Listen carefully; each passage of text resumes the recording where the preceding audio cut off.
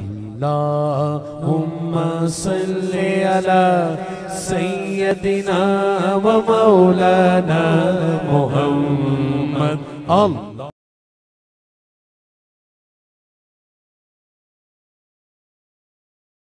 الحمد للہ رب العالمین والعاقبۃ للمتقین والصلاة والسلام علی سید الانبیاء والمرسلین وعلی آلہ واصحابہ اجمعین اما بعد اعوذ باللہ من الشیطان الرجیم بسم اللہ الرحمن الرحیم طه ما انزلنا عليك القرآن لتشقى صدق الله العظيم وصدق رسوله النبي الكريم إن الله وملائكته يصلون على النبي يا أيها الذين آمنوا صلوا عليه وسلموا تسليما الصلاة والسلام عليك يا حبيب الله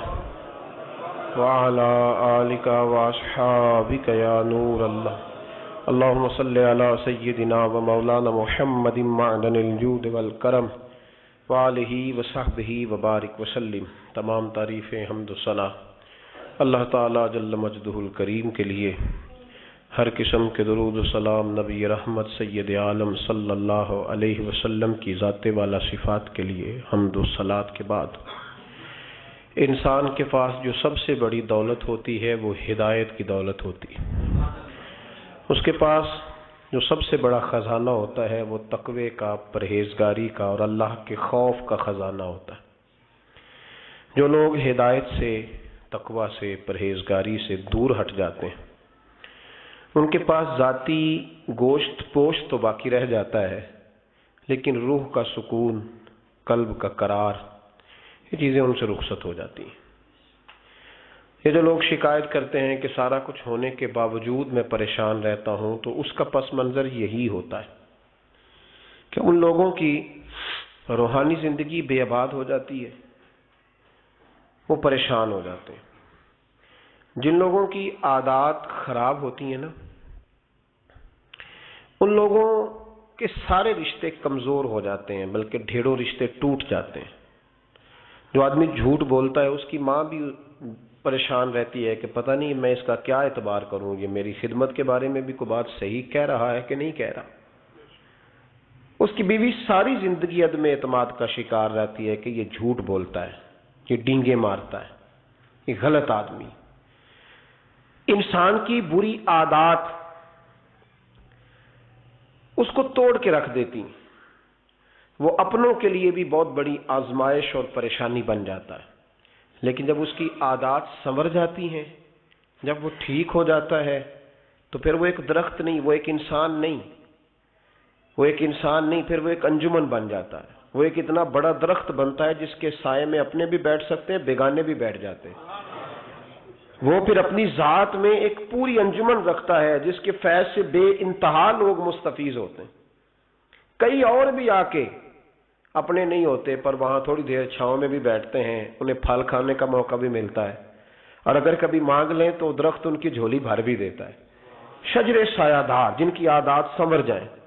اللہ تبارک و تعالیٰ نے جتنے انبیاء کرام علیہم السلام دنیا میں مبعوث فرمائے، وہ سارے لوگوں کو ہدایت کا رستہ دکھانے آئے، عادات سنوارنے آئے۔ ان کا مشن یہ تھا کہ تمہارے اندر جو کمزوریاں ہیں، جو قباحتیں ہیں، تم نے خود اپنے لیے جو بہت ساری چیزیں جمع کر لی ہیں انہیں چھوڑ دو، بچ جاؤ گے۔ پھر اللہ تبارک و تعالیٰ نے فضل فرمایا، اور جب سلسلہ نبوت کو ختم کیا تو امام الانبیاء کو مبعوث فرمایا۔ رسول پاک علیہ السلام ہدایت کا عالمی منشور لے کے دنیا میں آئے، اور پوری دل جمی کے ساتھ، دل سوزی کے ساتھ، ہمت کے ساتھ، تگ و دو کے ساتھ، اور پوری منصوبہ بندی کے ساتھ میرے نبی کریم نے اس پیغام کو پہنچایا۔ ایک تو ہے دل جمی، دل سوزی، ہمت، جد و جہد کے ساتھ دین پھیلانا، اور اس کے ساتھ ایسا نہیں کہ بے معاذ اللہ بے ہنگم جد و جہد، نبی پاک نے منصوبہ بندی والی جد و جہد کی، ایک ترتیب کے ساتھ جد و جہد کی، اور وہ جو پیغام محبت حضور لے کے آئے تھے اس کے لیے نبی پاک نے کوشش کی۔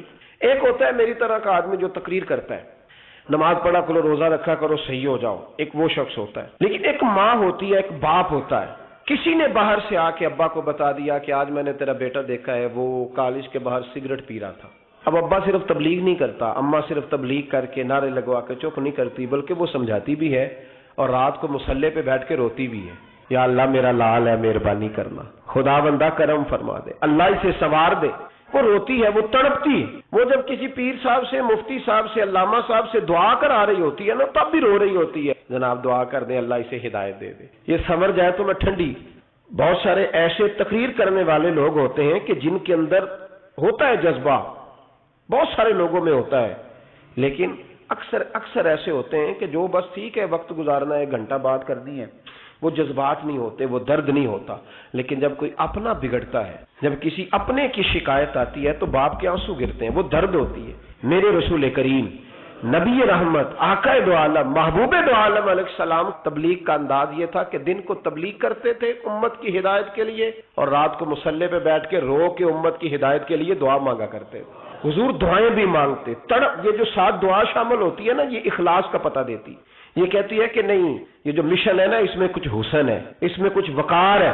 اور رسول کریم نبی رحمت صلی اللہ تعالی علیہ وآلہ وسلم نے جد و جہد کے ساتھ دین پھیلایا. اللہ کریم جب حضور کی بڑی جد و جہد کو ملاحظہ فرمایا تو رب کریم نے فرمایا طٰہٰ ما انزلنا علیک القرآن لتشقیٰ، محبوب آپ پر اس لیے قرآن تو نازل نہیں کیا تھا کہ آپ مشقت میں پڑ جائیں. مشقت کے لفظ کو سمجھتے ہیں؟ ایک قید ہوتی ہے، ایک قید با مشقت ہوتی. قید، یہ مشقت بڑا مشکل لفظ ہے. مشقت مطلب ہم تو پڑھ جاتے ہیں نا قرآن پاک لیکن سمجھتے نہیں. لفظ مشقت یعنی قیدی کے پیروں میں اور ہاتھوں میں زنجیریں اور بیڑیاں بھی ہوتی ہیں اور چکی بھی پیسنی ہوتی ہے. وہ قید مشکل ہوتی ہے.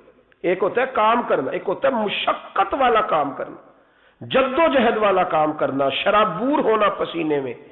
رسول پاک نے 20 منٹ 25 منٹ اے سی والے کمرے میں بیٹھ کے اور بازاروں میں آ کے اور جناب نعرے لگوا کے اور ہٹو بچوں کی داستانیں کر کے دین کی تبلیغ نہیں کی، بلکہ رسول پاک علیہ السلام نے دین کے لیے مشقت فرمائی ہے. دین کے لیے مشقت لتشقیٰ، محبوب آپ تو مشقت میں پڑ گئے، جد و جہد کی. حضور کے دل کی سب سے بڑی خواہش یہ تھی کہ یہ لوگ سنور جائیں، یہ لوگ بدل جائیں، ان کی عادات ٹھیک ہو جائیں، ان میں تبدیلی آ جائے. یہ تڑپ تھی نبی کریم کی. اب یہ تڑپ نہیں ہوتی، اب تڑپ یہ ہوتی ہے کہ میرے ساتھ سیٹ ہے نا. بہت سارے لوگوں کو تو لوگ تبلیغ ہی نہیں کرتے کہ کوئی بات بتائی تو یہ ناراض ہو جائے گا. بڑا سخت ایک دن ایک شخص مجھ سے نالا ہوا، بڑا سخت. میں ضلع اٹک میں تھا تو اس نے مجھ سے سلام لی. اب نبی پاک صلی اللہ تعالی وسلم کا طریقہ ہے کہ حضور نے کافر کے ساتھ کبھی رخ نہیں موڑا، لیکن ایک حضور کے غلام نے سونے کی انگوٹھی پہن کے نبی پاک سے سلام لینی چاہیے تھی. اللہ کے رسول نے توجہ پھیر لی تھی. تو بڑی سخت بات ہے نا کہ رسول رحمت اگر کہے کہ تیرے ساتھ ہاتھ ہی نہیں ملانا. تو وہ صاحب آئے تو میرے ساتھ سلام لینے لگے تو میں نے کہا یہ سونے کی انگوٹھی اتار لیں. کیا کریں؟ مطلب یہ کہ آپ کمزور ہیں، آپ کس حد تک بات کر سکتے ہیں. لوگوں کی اپنی بات قبول کرنے کا بھی اپنا اپنا زاویہ ہے کہ یہ میرے مطلب کیا تو یہ قبول ہے، تو یہ میری طبیعت نازاں پہ، میرے مزاج گرامی پہ گراں گزری ہے، تو لہذا میں اس لفظ کو قبول نہیں کرتے. بس میں نے کہا میاں اتار لو. کہنے لگا جناب آپ تو بس سخت باتیں کر دیتے ہیں، میرے پیر صاحب نے تو مجھے نہیں کبھی منع کیا کہ نہ پہن. میں کہا پیر نو بھی ملا، میں انہوں بھی سمجھاوا، میری ملاقات کرا. یہ کون سی پیری مریدی ہوئی کہ باقی سارے کام لینا اور دین کے بارے میں کوئی لفظ بھی نہ ادا کرنا کہ نماز پڑھ روزہ رکھ، یہ بتانا ہی نہ. یہ کیا مطلب ہوا؟ دھندا ہے کوئی؟ یہ کوئی دھندا ہے؟ گورکھ دھندا ہے؟ نذرانہ ٹائم پہ وصول کرنا اور اسے کبھی نہ کہنا کہ اللہ رسول کی بارگاہ میں جھک جا، اپنے طواف کرائے جانا اور بیت اللہ کا رستہ ہی نہ دکھانا. کیا مطلب ہے ان باتوں؟ میرے نبی کریم علیہ السلام نے یہ نعرہ نہیں لگایا کہ سڑکیں پکی ہوں گی، یونیورسٹیاں بنیں گی، بلکہ میرے محبوب نے فرمایا ہم انسانوں کی تعمیر کریں گے، ہم اخلاق سنواریں گے، ہم کردار میں پختگی لائیں گے. اور رسول پاک کی یہ تڑپ تھی میرے نبی کی کہ لوگ دوزخ میں نہ جائیں، جہنم میں نہ جائیں. نبی کریم علیہ السلام فرمایا کرتے تم ان پتنگوں کی طرح ہو جو آگ کی طرف جاتے ہیں، اور میں اس کی طرح ہوں جو پکڑ پکڑ کے سینہ بند سے کھینچتا ہے اور کہتا ہے جہنم سے بچ جاؤ، جہنم سے. آپ قرآن و سنت کو پڑھیں، نبی پاک نے جھوٹ کی مذمت پر باتیں بیان فرمائی، شراب نہ پیو دلائل دیے سمجھایا، زنا، بدکاری، بددیانتی، چغلی، غیبت. یعنی میرے رسول پاک نے ہمیں وہ سارے رستے بتلا دیے کہ یہ سارے دوزخ کی طرف جاتے ہیں، ان پہ نہ چڑھنا. اور اس سڑک کا بھی پورا پتہ بتلایا جو سیدھی جنت کے دروازے کے آگے جاتی. ہر جگہ حضور نے رہنمائی کی تاکہ اللہ کے بندے جہنم میں. سمجھ آ رہی ہے میری باتوں؟ سب سے یہ بڑی فکر کرتے ہیں نا بچہ سیاڑا ہو جائے پڑھ جائے، تھوڑی سی یہ بھی فکر کیا کرو کہیں دوزخ میں نہ چلا جائے. یہ بھی تھوڑی ٹینشن لے لو کسی وقت کہ کہیں بچہ اور بچی جہنم میں نہ چلے جائیں، یہ بھی ٹینشن لے لو، یہ بھی پریشانی کا موقع ہے. اس پر بھی تھوڑی غور کرو. میرے رسول کریم نبی رحمت حضور اکرم صلی اللہ تعالی علیہ وآلہ وسلم تشریف فرماتے. بڑی خوبصورت بات ہے. حضور بیٹھے تھے. حضرت ابو ہریرہ رضی اللہ تعالیٰ عنہ فرماتے ہیں ایک شخص آیا، ہم بھی حضور کے ساتھ بیٹھے تھے صحابہ. بڑی پیاری بات ہے، اس کو اگر سمجھ گئے نا تو آج کا سارا مضمون آپ کی سمجھ میں آئے گا. آج ہمارے ہاں پتہ پڑھا لکھا کون ہوتا ہے؟ جو یہ کہتا ہے کہ گاؤں سارے جاہلوں کا ہے، یہ کہہ کہ جان چھڑانا آسان. ان پڑھ ہے جی، ان کو کیا پتا، جاہل ہیں جی سارے. او میاں تو پڑھا لکھا ہے؟ مولا علی شیر خدا سے کسی نے کہا تھا حضور سیانا کون ہوتا ہے؟ فرمانے لگے عقل مند وہ ہوتا ہے جسے جاہلوں سے گزارا کرنا آ جائے، جسے ان پڑھ لوگوں کے بیچ رہنے کا سلیقہ. میں نے بی اے کیا ہے، میں نے بی اے کیا ہے، میں نے ایم بی اے کیا ہے، یا میں 2 4 5 بڑے لوگوں میں سیانا ہوں. یہ جاہل ہے سارے. سبحان اللہ. یہ کہہ کہ جان چھڑانا تو آسان ہے، لیکن کسی جاہل کو دین کی تعلیم دینا مشکل ہے، اسے آداب زندگی سکھانا یہ مشکل ہے. جو لوگ روز ٹریول کرتے ہیں نا جہاز میں، ان کو پتا ہوتا ہے سیٹ کون سی ہے، بیٹھنا کہاں ہے، آنا جانا کا سارا پتا ہوتا ہے.